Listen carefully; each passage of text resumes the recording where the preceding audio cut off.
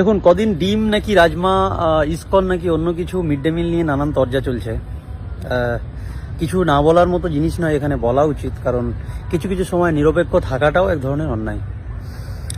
পরিষ্কারভাবে দীপ্ত কণ্ঠে clear cut registered হয়ে যাক, এই কথাটা বলা উচিত এবং আমি এটা বলছি।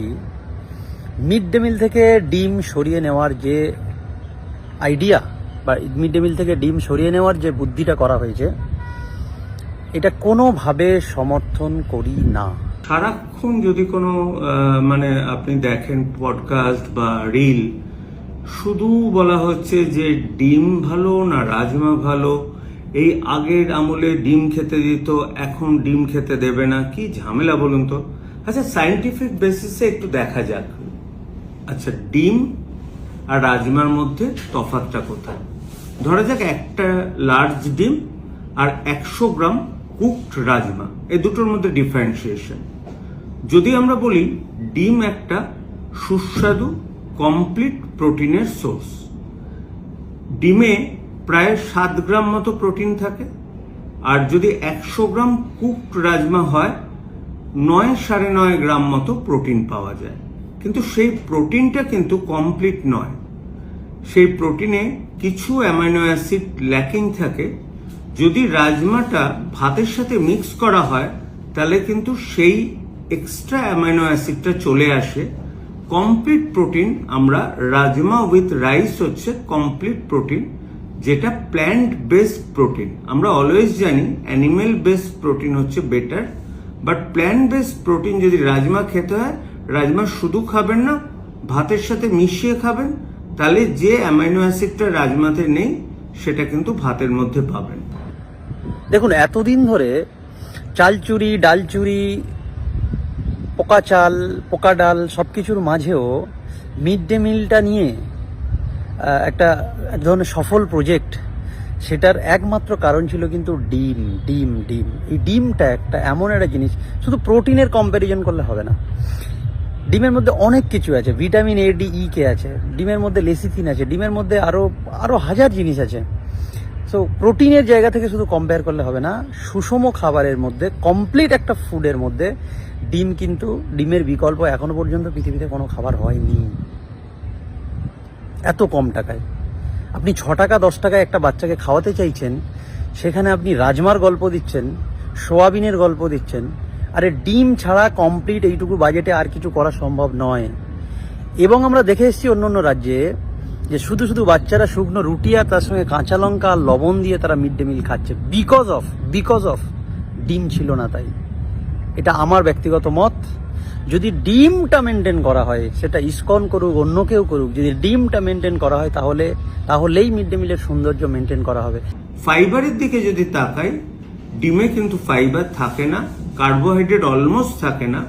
রাজমাতে কিন্তু ফেয়ার অ্যামাউন্ট কার্বোহাইড্রেট থাকে, আর তাতে কিন্তু ফাইবারও যথেষ্ট পরিমাণ থাকে। এবার কোন ক্ষেত্রে ডিম আমরা ইউজ করব, কোন ক্ষেত্রে রাজমা ইউজ করব? আমরা যখন ফাস্ট অ্যাক্টিং এনার্জি চাই, যে এনার্জিটা তাৎক্ষণিক কাজ করবে, যেটা মাসল বুস্টিং এ কাজ করে, তখন আমরা কিন্তু ডিম খাই। দেখবেন যারা জিম করে তারা কিন্তু ডেইলি 10টা করে ডিমের সাদা অংশ খায়। হয়তো একটা ডিম ইয়কটা খেলো, বাকি কিন্তু 9টা ডিম সাদা অংশ খায়, কারণ তার তাৎক্ষণিক একটা প্রোটিন দরকার। আর রাজমার প্রোটিন কিন্তু একটু স্লো অ্যাক্টিং, কিন্তু একটা কথা ভাবতে হবে, রাজমার আবার আরেকটা অ্যাডভান্টেজ আছে, শুধু প্রোটিন থাকে না, কার্বোহাইড্রেট থাকে, আয়রন থাকে, আর ভালো রকম এতে কিন্তু ফাইবার থাকে। সুতরাং একটা কমপ্লিট ডায়েট হিসেবে রাজমা উইথ চাউল আমরা ধরতে পারি। একটা ছোট প্রশ্ন, ধার্মিক আস্থা থেকে শুরু করে ধর্মীয় যে বিশ্বাস, সেটা দিয়ে শুরু করে এত পক্ষ নেওয়ার কি আছে ভাই? ডিমের বিকল্প কিছু নেই, সরাসরি বলে দিলাম ডিমের বিকল্প কিছু নেই। আচ্ছা, একটা মনে প্রশ্ন আপনাদের কারোর জাগে না? যাদের যাদের বিরোধিতা করার, সমর্থন করার ইচ্ছা, কোনো একটা ব্যাপারে শুধু পজিটিভ গুণ দেখানোর খুব ইচ্ছা, তারা একটা কথা আমাকে বলুন তো, ডিম কেন নয়? আমাকে একটু বোঝান, ডিম কেন নয়? আর মিড ডে মিল কবে থেকে ইতিহাস 1920 থেকে শুরু করে আর আজ পর্যন্ত 2013 হচ্ছে ফুড সেফটি অ্যাক্ট থেকে শুরু করে, তার আগে 2002 সুপ্রিম কোর্টের অর্ডার থেকে শুরু করে আমি জানি, পড়াশোনা করেছি। কিন্তু স্বাদ, আসল তো স্বাদ। আমার কাছে যদি একটা হাফ বয়েল ডিম দেয় কেউ, সেটা নেব না 100 গ্রাম আমি রাজমা খাবো? আমাদের মুখে তো ডিমটাই সবচেয়ে ভালো লাগে। সুতরাং যদি পুষ্টিগুণ দেখা যায়, রাজমা উইল চাউল কিন্তু পুষ্টিগুণ ডিমের মতো, কিন্তু স্বাদ এক একজনের এক এক রকম।